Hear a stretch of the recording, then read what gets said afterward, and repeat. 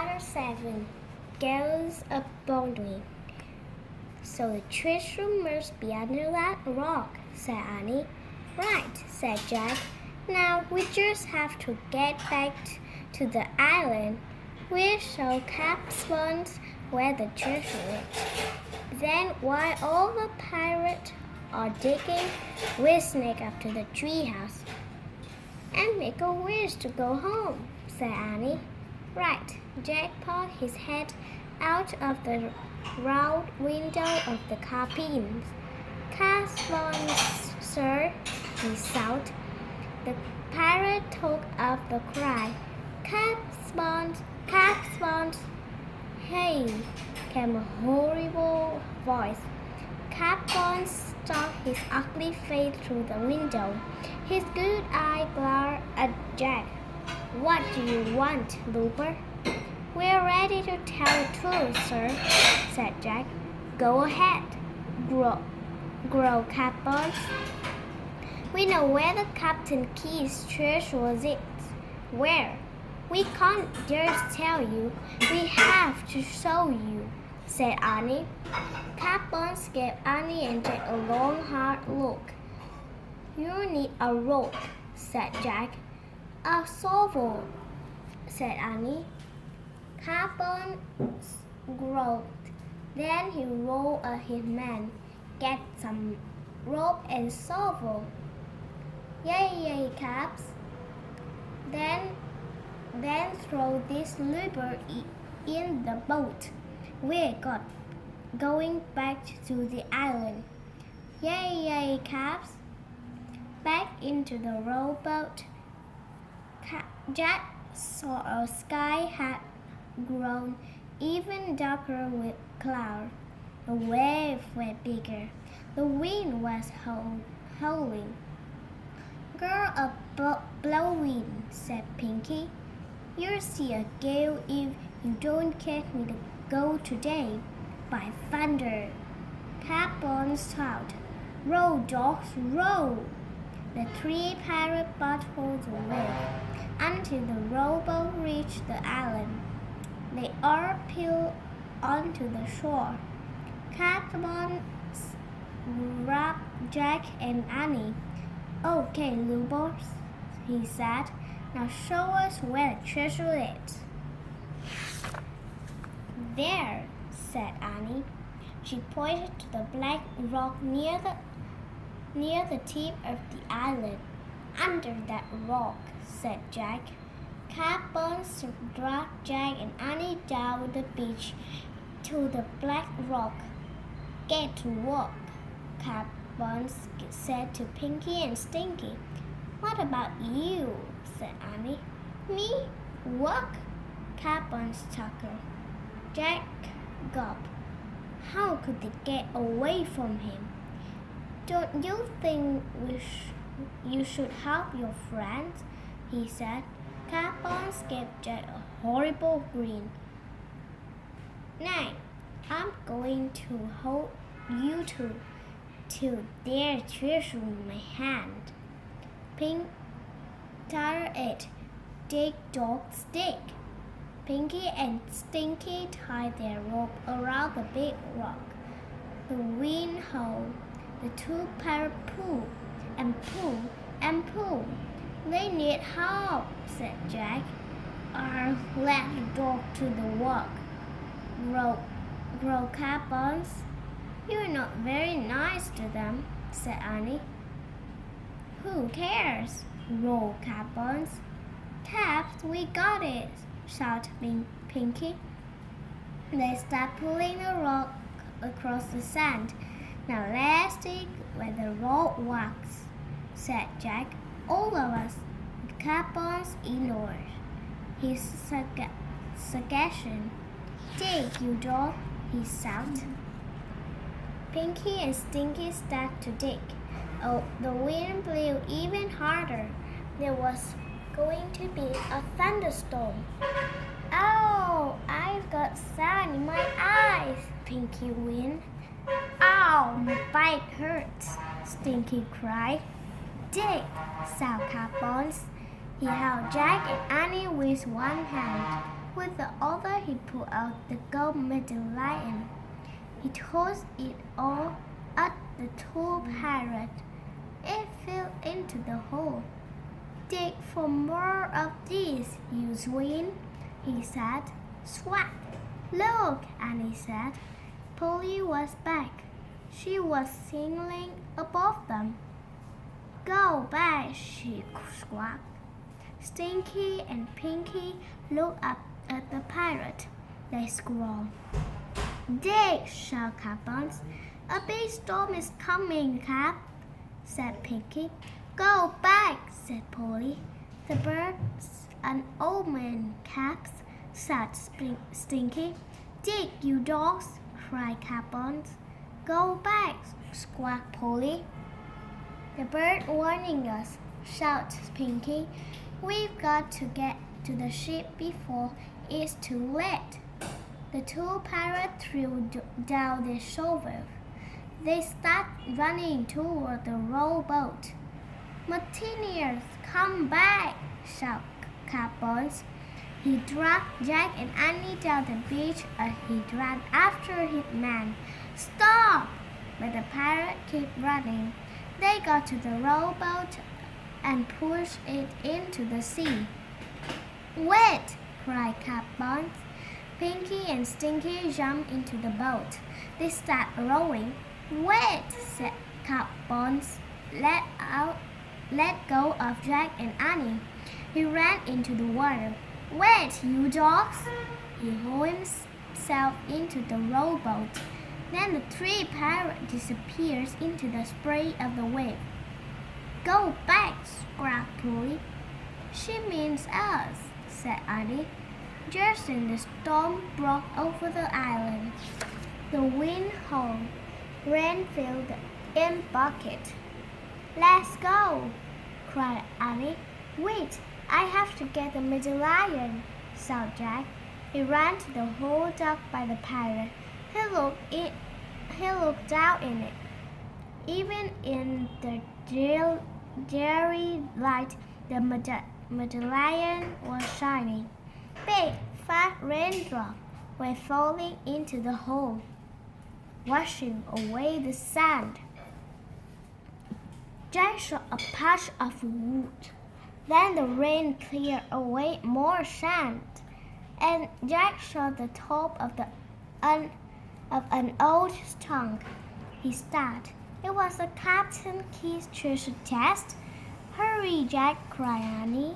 She had halfway of the tree house later. I found it, cried Jack. I found the treasure chest. Forget the treasure chest, said Annie. We have to go now. The storm getting worse. Jack kept starting at the chest. Where was there gold inside? Silver, precious gems? Come on, said now Annie was shouting from the treehouse window. But Jack couldn't tear himself away. He brushed his hand of the muddy sand of the chest. Jack, forget the treasure chest, cried Annie. Let's go. Go back, squawked Polly. Jack looked at the pirate. She was perched on the black rock. He stared into her wish eye. He thought he knew her from somewhere else. Go back, Jack, she said. She shouted like a person. Okay, it was definitely time to go. Jack took one last look at the treasure chest.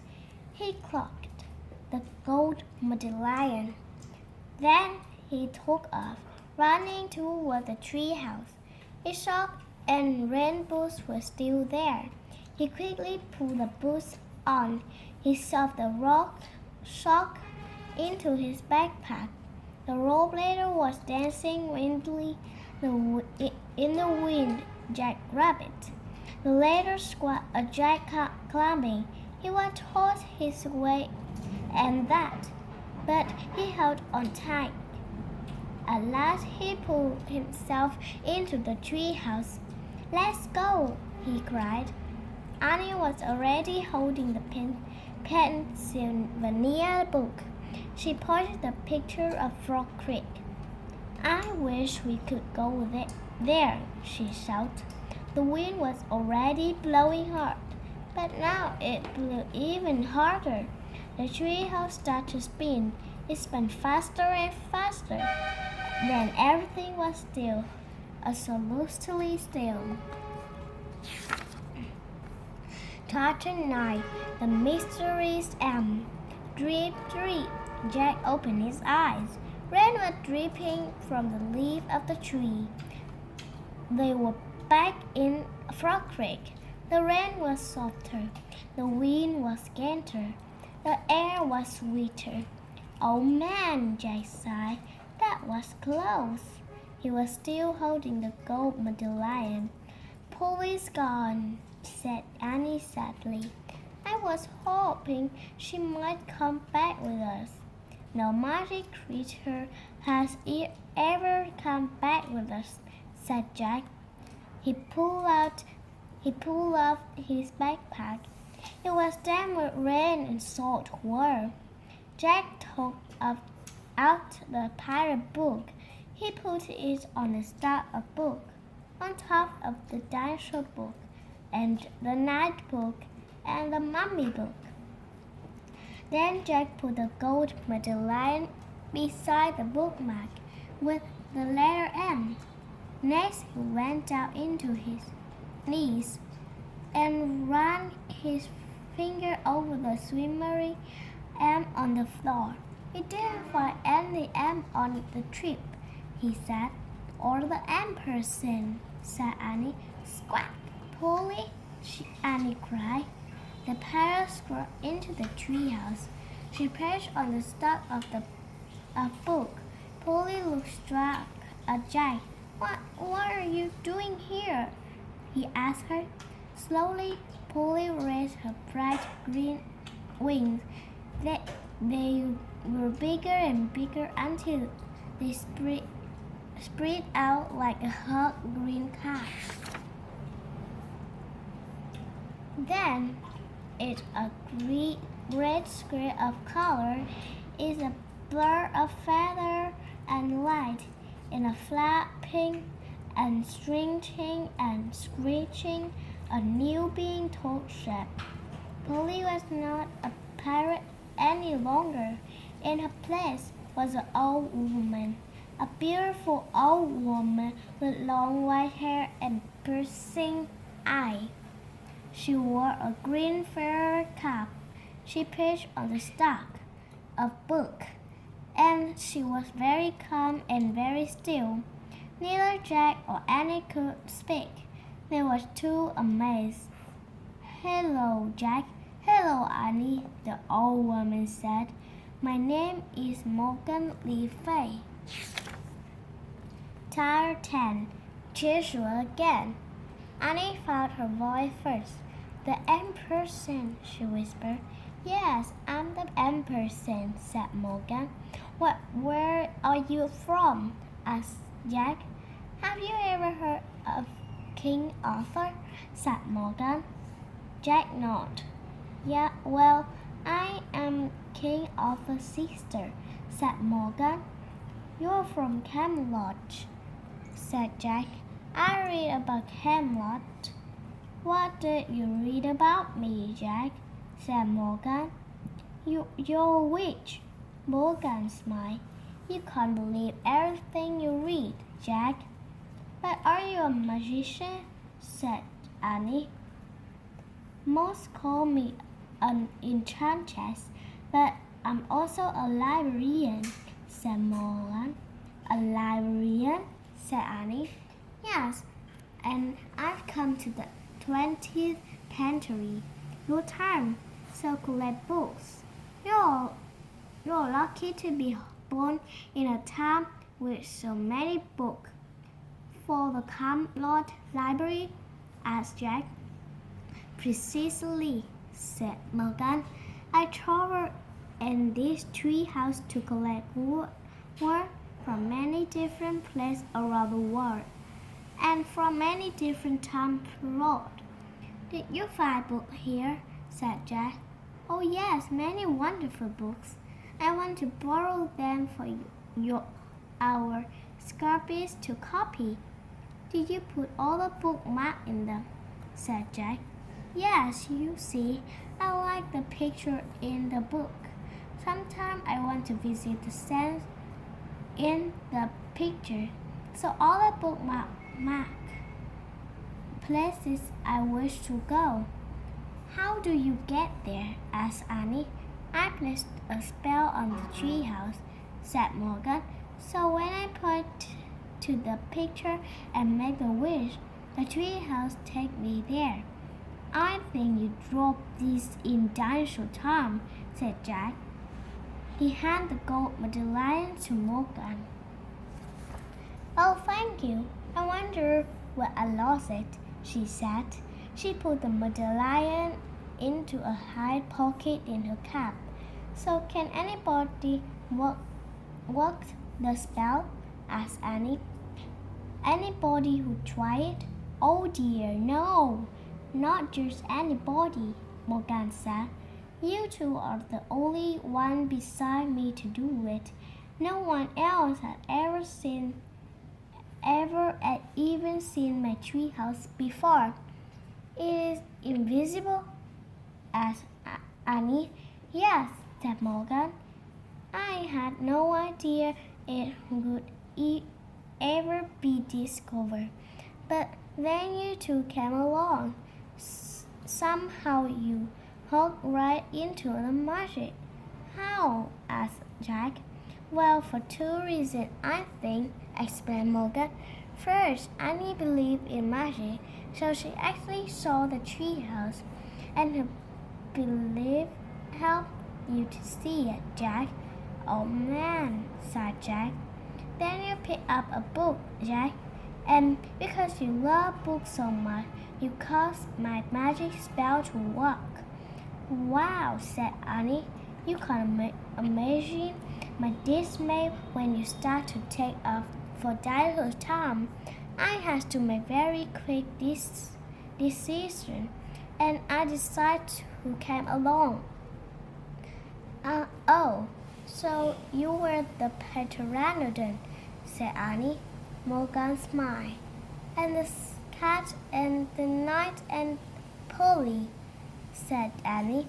Yes, said Morgan softly. You were all these things to help us, asked Jack.